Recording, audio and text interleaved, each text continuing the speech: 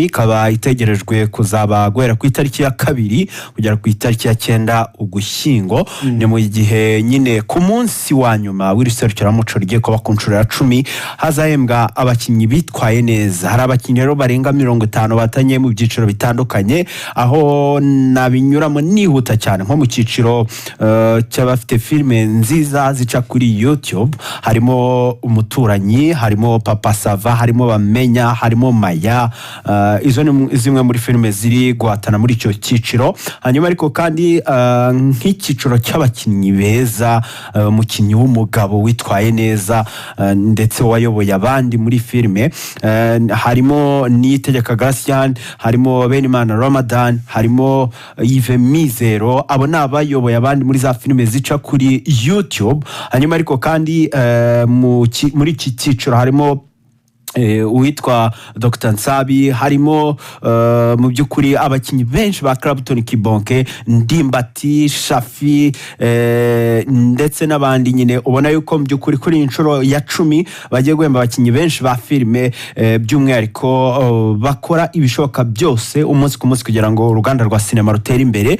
Bagiye bagabanya mu byiciro: televiziyo, filime zitambuka kuri televiziyo bazishyira ukwazo, hanyuma n'izitambuka kuri YouTube bazishyira ukwazo. N'abakinnyi bazahembwa muri ibyo byiciro.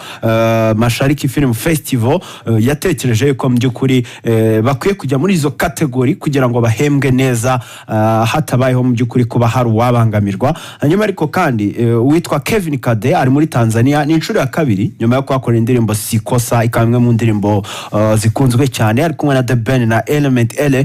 Kuri ubu ngo bari kubarizwa muri Tanzania n'ubundi mu kwagura ibikorwa by'umuziki we ndetse no gukomeza kumenyekanisha indirimbo ze. Ariko kandi anavuga yuko afite imishinga itandukanye y'indirimbo agomba kuhakorera.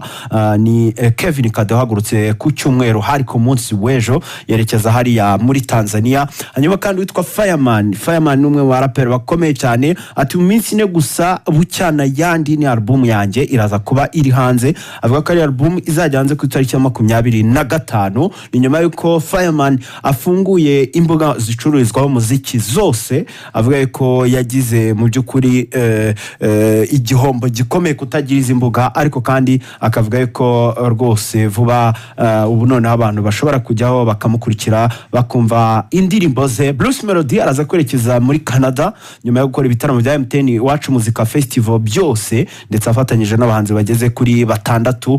Urugendo rwe rero ararutangira kuri uyu munsi, hanyuma igitaramo cya mbere azagikore ku itariki ya 26 ahitwa Ottawa.